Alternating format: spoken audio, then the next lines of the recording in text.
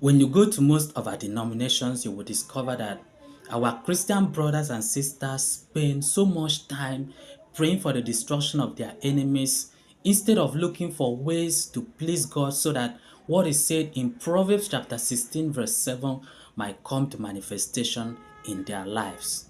Now let's quickly go to that passage to see what God really said.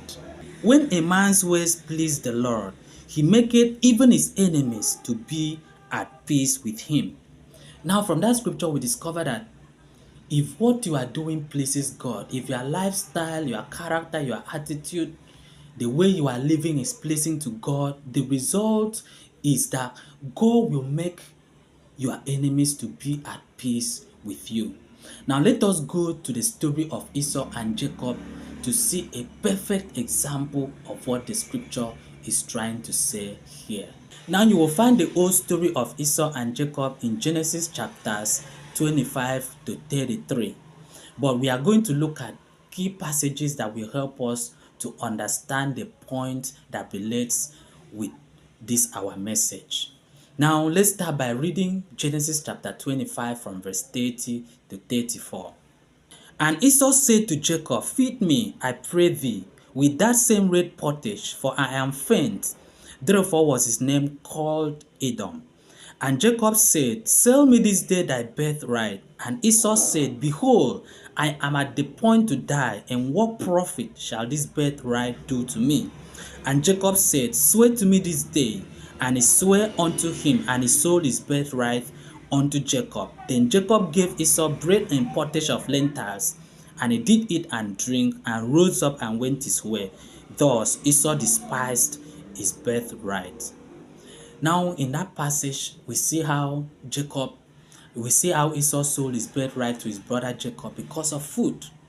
Now the result of selling that birthright afterwards was Jacob and his mother Rebekah conniving to receive the blessings of Esau from their father while Esau was away. Let us quickly go to Genesis chapter 27 verse 41 to see what Esau wanted to do immediately after he discovered that his brother has stolen away his blessings from their father.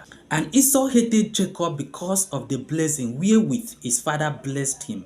And Esau said in his heart, the days of mourning for my father are at hand, then will I slay my brother Jacob. Now in that passage we see how Esau decided to kill Jacob because of taking away his blessings. He had taken his birthright and now his blessings from his father, and so Esau decided to kill Jacob. Now if you read the story on, you will discover that after that, Rebekah planned with Jacob to run away to their mother's side and live with his uncle Laban. Now after running to live with his uncle for so many years, struggling, hustling and trying to meet up with life, in Genesis chapter 32, we see how Jacob had an encounter with God that would change his story afterwards. Now let us quickly go to that Genesis chapter 32 and read from verse 24 to 30 to see what transpired between God and Jacob. And Jacob was left alone, and they wrestled the man with him until the breaking of the day. And when he saw that he prevailed not against him, he touched the hollow of his thigh, and the hollow of Jacob's thigh was out of joint as he wrestled with him. And he said, let me go, for the day breaketh. And he said, I will not let thee go, except thou bless me. And he said unto him, what is thy name? And he said, Jacob. And he said, thy name shall be called no more Jacob, but Israel, for as a prince hast thou power with God and with men, and hast prevailed. And Jacob asked him and said, tell me, I pray thee, thy name. And he said, wherefore is it that thou dost ask after my name? And he blessed him there. And Jacob called the name of the place Peniel, for I have seen God face to face, and my life is preserved.